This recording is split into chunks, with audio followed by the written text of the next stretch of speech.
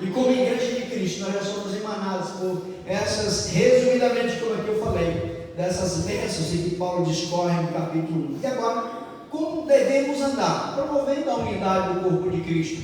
E como não devemos andar? O verso 17 diz assim: e isto, portanto, digo, e no Senhor testifico, porque não mais andeis como também andam os gentios na vaidade dos seus próprios entendimentos. Antigamente existiam dois povos apenas, judeus e gentios. Hoje são três povos, meus amados, e nós fazemos parte desse terceiro povo, que é a nova criação de Deus.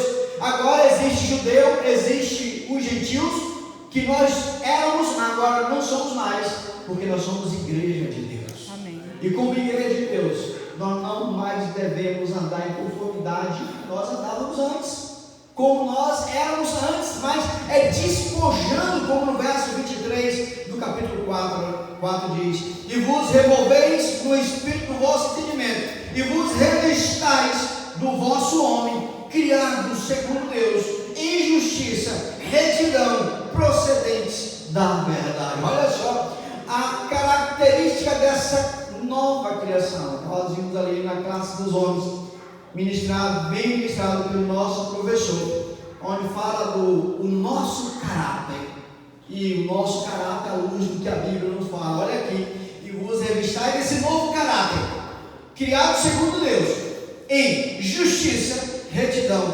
procedentes da verdade. Aqui está a característica desse novo caráter que nós precisamos andar em Cristo Jesus. É quando a gente chega no capítulo 5, meus amados, é algo surpreendente. Depois que ele fala que a gente deve também andar em amor, aqui no verso 18, a gente entende que a gente precisa de, nesse processo de santificação, galgar esse nível aqui que diz: e não vos embriagueis com vinho, no qual há dissolução, mas enchei-vos do Espírito. Então a igreja de Cristo, a igreja de Deus, é esse povo único, povo separado, povo exclusivamente de Deus. A instituição mais poderosa que existe na terra, não existe outra, nem Estados Unidos, nem China, nada, não há nação que possa contra a igreja de Deus. O Coliseu não venceu a igreja, os imperadores romanos não venceram a igreja. A igreja é de fato e de direito a maior e a mais poderosa instituição, meus amados. E qual deve ser a atitude da igreja? Ela precisa ser emanada disso: enchei-vos do Espírito Santo. Agora aqui está o gancho, que eu preciso que você pegue aqui minha linha de pensamento. Quando nós, tanto pai, quanto mãe, quanto filhos, são cheios do Espírito Santo, há uma consequência, há uma lógica de resultado que ele fala aqui a partir do verso 22 do capítulo 5. Aí é onde ele traz a alusão da família. Primeiro, uma mulher cheia do Espírito Santo, ela é submissa ao seu marido. Como? A igreja é a Cristo. Como fala no verso 24. Como, porém, a igreja está sujeita a Cristo, assim também as mulheres sejam em tudo submissas ao seu marido. Há debate, não sei por que há esse debate, mas a igreja é ou não é submissa a Cristo? É ou não é? O cabeça é submissa. Cristo subjuga a igreja? Cristo maltrata a igreja? Cristo bate na igreja? Não, pelo contrário. Ele como, e aí é onde vem os homens, onde devemos provar para as mulheres que amamos, como Cristo amou, que fala assim como Cristo deu a sua vida pela igreja, devemos também nós homens dar a nossa vida pelas nossas esposas. Então há essa orientação. Primeiro, mulher cheia do Espírito Santo é submissa ao seu marido no Senhor. Homens ou maridos cheios do Espírito Santo são se submeter, ama a esposa em conformidade como Cristo amou a igreja. E aí a gente chega no capítulo 6, aí vai para os filhos cheios do Espírito Santo são obedientes aos seus pais no Senhor. Por que nós temos tanto trabalho com a obediência dos filhos? Falta esse entendimento, que a obediência dos filhos para com os pais é no Senhor. Se você se diz obediente ao Senhor, consequentemente você vai ser obediente aos seus pais. É com o mandamento que Paulo fala aqui, para que prolongue os seus dias aqui na terra. E aí ele vai mais além ainda. Ele vem para a questão do relacionamento patrão e empregado, onde ele diz que os empregados, os servos, devem obedecer os seus senhores, e de igual modo os seus senhores devem obedecer os seus, devem respeitar e tratar bem os seus empregados. Mas isso tem um pré-requisito: patrão cheio do Espírito Santo, empregado cheio do Espírito Santo. Mesmo no relacionamento comercial, secular, vão ter um relacionamento invejável, que vai mudar e vai transformar vidas lá fora. Posto isso, meus amados, aí a gente chega aqui nesse texto que nós lemos, que não basta você estar cheio do Espírito Santo. Há um outro livro aqui que Paulo fala: quanto mais seja fortalecido do Senhor e na força do seu poder, revesti-vos de toda a armadura de Deus. Com que propósito? Para permanecer firmes. Olha só, para poderes ficar firmes contra as ciladas do diabo. E aqui nós já vimos qual é a natureza. Eu sei que vocês já viram isso. Qual é a natureza da nossa luta? A natureza é espiritual. Assim, de igual modo para a família. Trazendo agora para o lado família, qual é a natureza da nossa luta? Onde nós temos a família como o relacionamento que Deus usa, desde Gênesis até Apocalipse, o exemplo máximo de intimidade entre homens e mulher. Ele usa para conosco, onde Cristo é o noivo desta igreja. Cristo é o noivo da igreja. E como devemos nos relacionar? Entender justamente nesse sentido, porque uma vez cheio do Espírito Santo, eu preciso me armar, não mais com revólveres ou qualquer tipo de arma bélica que esse mundo construiu. Não, porque já que, como o verso 12 diz que a minha luta é de natureza espiritual, e eu preciso me revestir da armadura de Deus. E aqui é onde eu faço a conexão da armadura de Deus, justamente aplicando a ceia do Senhor. Qual a primeira característica da armadura de Deus? O cinto da verdade. Como fala aqui no verso 14: estais, pois, firmes, cingindo-vos com a verdade. Em outra versão fala cinto da verdade. E ele usa aqui a figura do soldado romano, como bem vocês sabem. E quem é policial aqui sabe que o cinto, ou homens de modo geral, que o cinto é essencial. Sem um cinto você pode passar vergonha, como muitos já passaram. O cinto, no caso aqui do soldado romano, é que segurava tudo. É dar apoio para a espada, é o que segurava qualquer outro tipo de armamento que ele tem, que segura-se no cinto.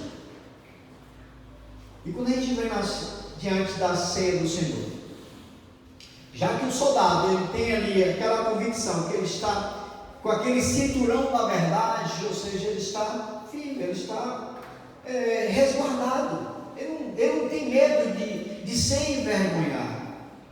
Quando nós vemos para a ceia do Senhor,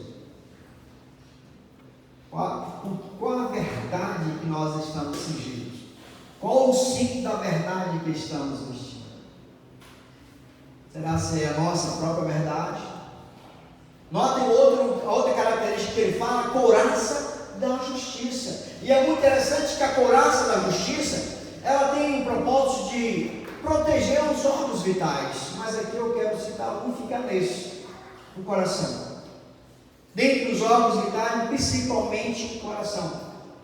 E na proteção do coração, por isso que ele fala couraça da justiça. O que nós precisamos entender? O coração, ele é enganoso.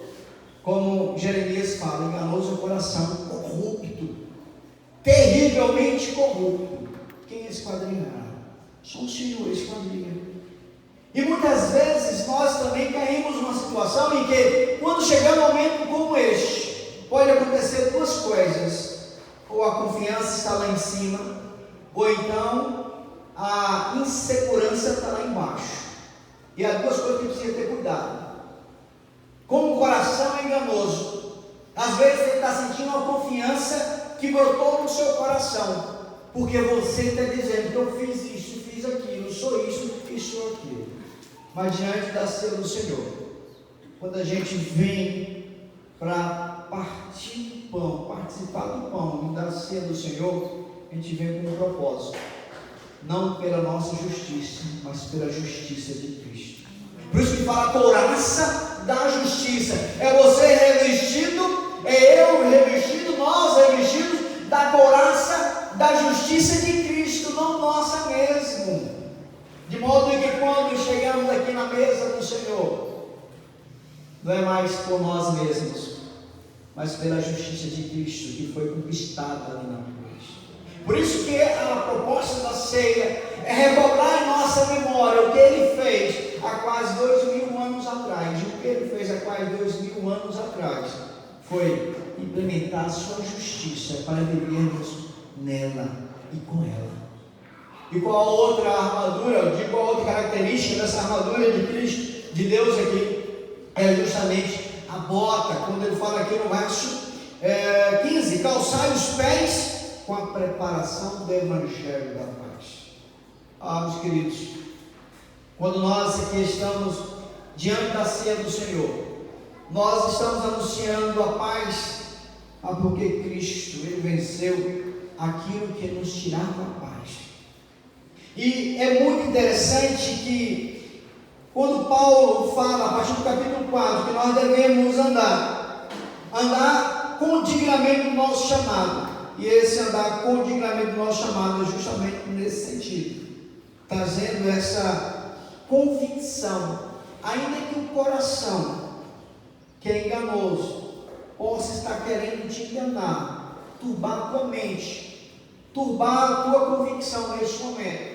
Mas muito interessante que lá em 1 João, capítulo 3, acho que é 1 João 3, verso 19, diz assim, muito interessante essa parte, e que traz uma convicção para a nossa verdade, para a nossa vida. Diz assim: e nisto conhecemos que somos da verdade, bem como perante Ele tranquilizaremos o nosso coração, pois se o nosso coração nos acusar, certamente Deus é maior do que o nosso coração e conhece todas as coisas.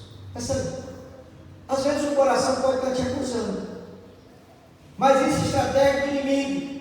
Como ele não tem poder de entrar na tua mente, ele fica jogando um sofisma de pensamentos, que aí é onde vem a outra característica, é o capacete da salvação. E aí vai tirando essa convicção que você tem. Muitas vezes a convicção não é pelo que o coração está reverberando, sentindo, que o coração é o centro dos sentimentos, e nós não andamos por sentimentos também, mas sobretudo uma fé racional. Às vezes o inimigo está dizendo que você não tem paz, mas o que a Bíblia fala aqui no verso 20? Pois se o nosso coração nos acusar, certamente Deus é maior do que o nosso coração e conhece todas as coisas. Então muitas vezes, meus amados, o coração nos está trazendo esse sentimento que a gente queria trazer, ou que a gente queria sentir, para poder participar da ceia do Senhor.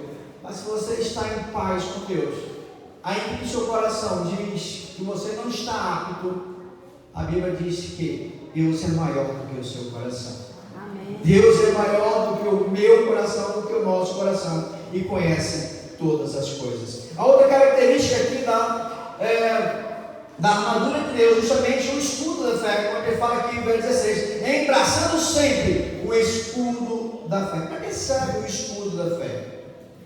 Para que serve o escudo do soldado romano? Para se proteger. E é muito interessante que quando a gente vai cultuar ao Senhor, a Bíblia nos orienta, conforme Mateus capítulo 5, verso 23 e verso 24 em especial, quando vem aquela orientação com relação ao irmão que vai ofertar ao Senhor, que ele sabe que tem outro irmão, teu irmão, que tem alguma coisa contra ele. Aí pergunta: o que você deve fazer? Não ofertar. É deixar no stand-by, vai lá e reconcilia com o teu irmão. Ah, mas eu não tenho nada contra ele, ele tem contra mim. Nota aí como é que é o profundo esse processo de reconciliação. Se você não fizer isso, você vai estar jogando fora o escudo da fé, vai estar totalmente desprotegido. E o escudo da fé justamente nos auxilia, nos orienta a revestir ou embraçar esse escudo para proteger de todas as possíveis brechas ou setas ou raiz do mal que nasce no nosso meio, no nosso convívio. O outro aqui, depois do escudo da fé, vem aqui o capacete da salvação. É outra coisa que tem muitos, na verdade, se perguntado, será que eu estou salvo? Ou será se Cristo mesmo vive? Será se realmente ele? São sofismas de pensamento que Satanás joga na cabeça. E quando ele fala assim: tomai também o capacete da salvação, é justamente proteger a nossa mente. E Satanás sabe, como ele não tem poder de entrar na nossa mente, mas ele, como te conhece, como nos conhece, no nosso particular, no dia a dia, ele sabe da tua fraqueza, da nossa fraqueza, ele lança seta em conformidade àquilo que você é no dia a dia. Mas quando a gente coloca o capacete da salvação, é justamente proteger a nossa mente. E na nossa casa, quando o sacerdote faz isso, quando a mãe faz isso, nós estamos protegendo o nosso lar. Protegendo o nosso lar, vestindo, embraçando o escudo da fé, colocando o capacete da salvação, ou seja, revestindo da armadura de Deus. E por último aqui, que é a espada do Espírito, que é o verso 18: tomai também o capacete da salvação e a espada do Espírito, que é a palavra da verdade. Palavra é o que arma o fiel para discernir e celebrar com inteligência. A palavra da verdade, ou seja, é a palavra de Deus. Às vezes a gente quer lutar simplesmente como em Atos, se não me engano, Atos 18 e 19, acho que é Atos 19, quando aqueles homens, ouvindo falar de Paulo e ouvindo falar de Cristo, foram expulsar um demônio em nome de Jesus de Paulo e em nome de Paulo. O demônio, o que ele fez? Ele envergonhou aqueles indivíduos. A Bíblia diz que, olha, o demônio disse: eu conheço Paulo, eu conheço Jesus, sei quem é Paulo, mas quem é Jesus? Tomar a palavra de Deus, acima de tudo, é você viver a palavra de Deus. Acima de tudo, é você, quando pegar, porque todo soldado, por isso que Paulo fala a Timóteo: procure apresentar-te a Deus aprovado como obreiro que não tem de que se envergonhar e que maneja bem a palavra da verdade. Manejar bem é uma característica de todo bom soldado. Se ele não sabe manejar bem a espada, ele não está preparado para ir para a luta. E qual é a nossa espada? As crianças que vêm apresentando aqui a espada, o escudo e tudo mais, da armadura de Deus, lógico, aplicando do ponto de vista espiritual. Qual é a nossa espada? É a palavra de Deus. Quando Satanás tentou Cristo poderia, pela sua palavra literal, repreender Satanás, mas ele usou as Escrituras, meus amados. E muitas vezes nós somos tentados, muitas vezes nós somos instigados por Satanás, e nós queremos vencer Satanás pelos nossos argumentos, pelas nossas obras, mas não, é pela palavra de Deus. Por isso que devemos examinar a palavra, devemos inculcar na mente a palavra, devemos guardar a palavra, como o salmista diz, guardar no coração para não pecar contra Deus. E é com essa palavra que nós atacamos, é com essa palavra que nós refutamos, é com essa palavra que nós derrubamos todas as setas inflamadas do maligno. É com essa palavra, meus amados. Então, não é a tua palavra, não é a minha palavra, mas a palavra de Cristo. Hoje, infelizmente, muitos púlpitos não não pregam mais a Bíblia. Muitos púlpitos é culto coach, é culto com aquela mensagem de autoajuda. Quando se fala de mensagem de autoajuda que vem do alto, menos mal, mas muitas vezes são mensagens antropocêntricas, onde o homem está no centro. E aí a gente perde totalmente a autoridade. A minha autoridade, a autoridade da igreja está na palavra de Deus. E aqui a característica última da armadura de Deus é justamente tomar, ou seja, a espada que é o Espírito, a palavra de Deus, cheios do Espírito Santo. Homens, maridos, mulheres, vamos estar protegendo os seus lares mediante a palavra de Deus. Tem bons livros, tem bons educadores, tem, mas nenhum deles sobressai a palavra de Deus. Nenhum deles sobressai a palavra de Deus. Concluo com o verso 18. Como devemos nos armar e permanecer com a armadura de Deus? Com toda oração e súplica, orando em todo o tempo no Espírito, para isto vigiando com toda perseverança e súplica por todos os santos. Nós temos uma temática que desenvolvemos lá esse ano, que é perseverando na oração por todos e com todos. A igreja que não ora, a igreja não avança. E quando a gente perde a alegria, o prazer na oração, e sobretudo de orar um pelo outro, a gente está perdendo o verdadeiro sentido da comunhão. Comunhão é você me suportar e eu te suportar. Porque comunhão não significa de duas pessoas perfeitas em tudo. Não. Comunhão significa de duas pessoas que estão buscando a perfeição. Se estão buscando, você está dizendo, está no gerúndio, não alcançou ainda. Portanto, pode evidenciar com as falhas. E aí, como Paulo orienta, suportai-vos uns aos outros no nosso Senhor.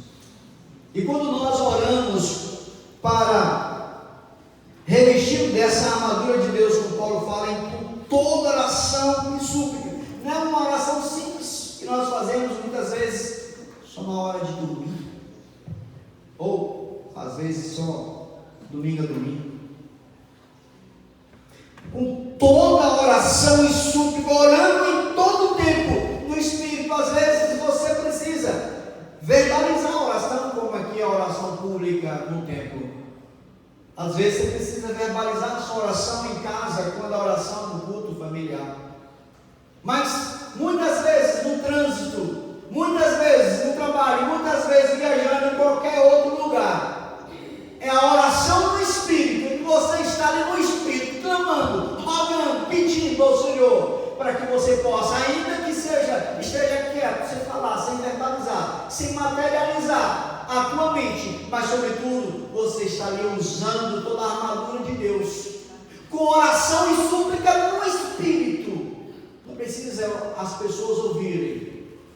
O que importa é o que Deus, que conhece o secreto, está te ouvindo. E o Deus que conhece o secreto, Ele quer ouvir a voz do teu coração neste momento. Você que quer de fato ter uma proteção de Deus, precisa revestir a armadura dele. Mas vestir a armadura você nunca vai conseguir se você não seguir todos esses passos, como aqui eu falei, e o último está cheio do Espírito Santo. Uma vida cheia do Espírito Santo, ela precisa da armadura de Deus para permanecer firme. Para que no momento como este, da ceia do Senhor, Satanás não venha tirar o prazer que você tem, a alegria que você tem de participar da ceia do Senhor com muita alegria, com muita paz. Quantos? Quando sabem que a ceia nem para a igreja vem. Aqui não acontece. Mas não acontece. Em outras igrejas acontece. Muitos, só por fato de saber que é ceia, não vem. Porque não consegue perdoar. e não consegue buscar reconciliação, não consegue orar pelo irmão. A igreja que não vive